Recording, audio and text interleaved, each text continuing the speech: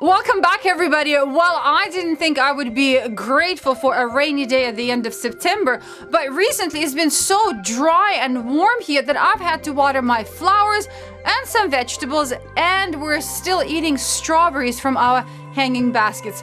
The only problem is that there are no more hummingbirds. I hope yours are still around.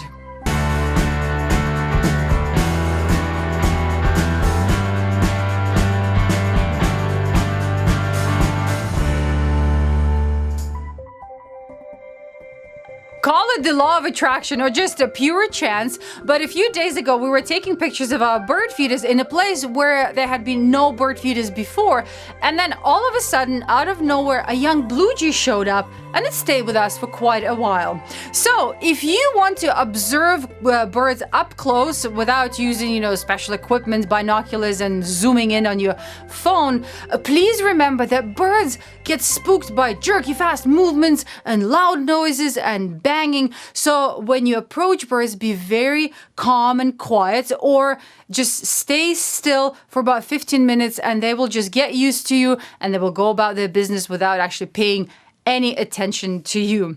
So that blue jay was actually the highlight of our day, and when it left, we just couldn't stop laughing and looking at all the pictures and the videos. We were so happy, and that reminded us that laughter and nature are truly good for the soul. Bill Becker and his wife from North Carolina witnessed a downy woodpecker on a suet feeder and a dove right under it being completely still and sort of frozen in place for such a long time that his wife managed to go inside, grab her iPhone, and film them like this. And then all of a sudden, a Cooper's hawk showed up out of nowhere, almost hitting their window. The birds escaped safely, but that made Bill and his wife wonder how the birds knew that a predator was coming, because the Cooper's hawk didn't make a peep before it arrived. Hi, Bill. It always amazes me how birds are so cognizant of their surroundings. But wouldn't you be if you lived in a neighborhood teeming with all sorts of critters wanting to eat you? So you're asking me how that downy woodpecker on your suet feeder and a mourning dove in the grass below were able to detect that hunting Cooper's hawk. Well, let's rule out smell. While birds possess much better olfactory powers than we have historically given them credit for, it's highly doubtful that the hawk gave off any kind of smell to allow its detection. As for hearing, I suppose that it's possible that the predator might have made some sort of sound to alert the two potential victims, but that would be counterproductive to its success, wouldn't it? On the other hand, birds do constantly listen for warning calls from other birds, even from different species. Thus, it's possible that the woodpecker and dove froze in place upon hearing high-pitched warning calls from other birds in the area.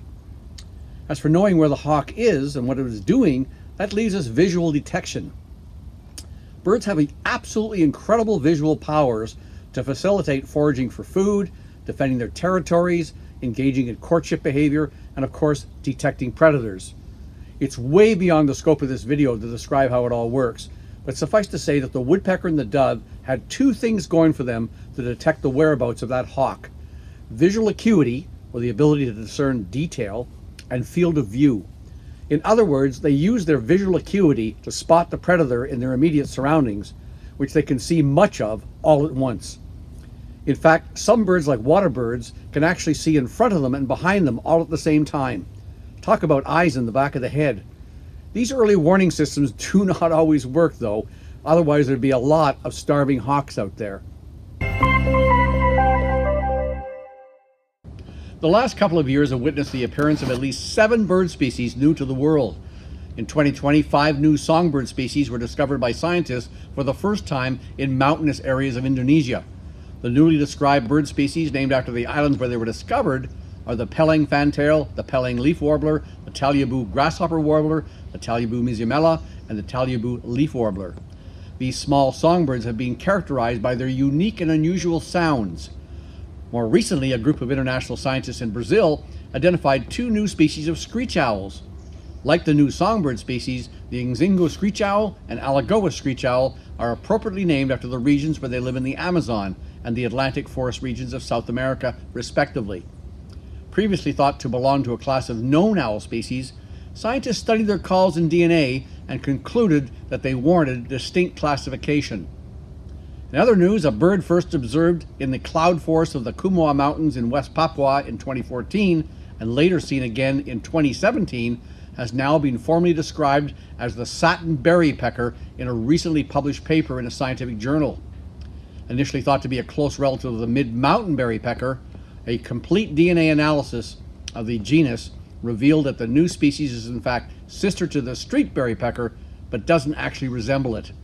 Gee, at this rate, maybe we can maintain the same number of bird species in the world merely by discovering new ones to compensate for the ones lost to extinction. Just kidding.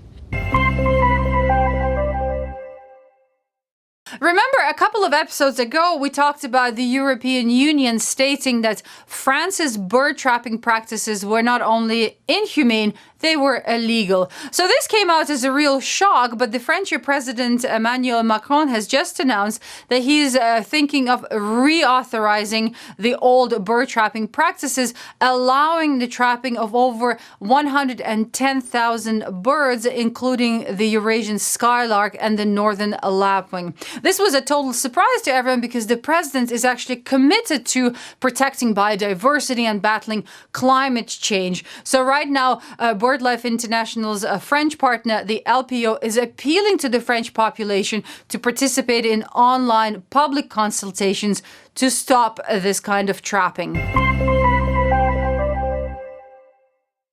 Well, it's lights out time of the year. Please remember that a lot of birds migrate during the night. So if it's not necessary, please turn off all the exterior lights and don't forget to close your blinds, curtains when it's dark outside.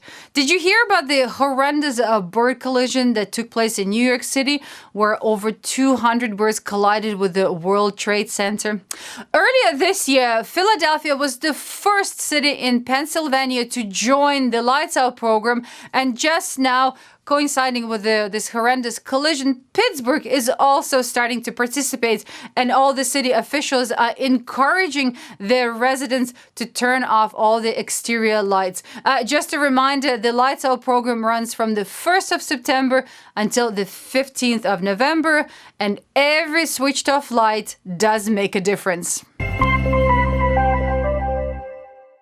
It seems that the harder the theme on our photo contest, the better the pictures. Let's check out the top 5 of our Spread Your Wings and Fly photo contest.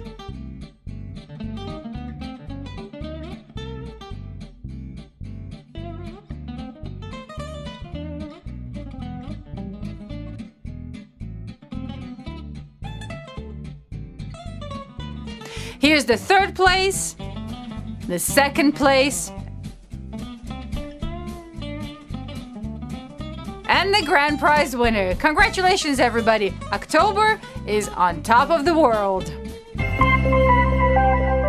All right, everybody, it's time to say goodbye. If you participate in our photo contest, please remember to write the names of the birds and turn off the lights during the night. Take care. I'll see you in 2 weeks.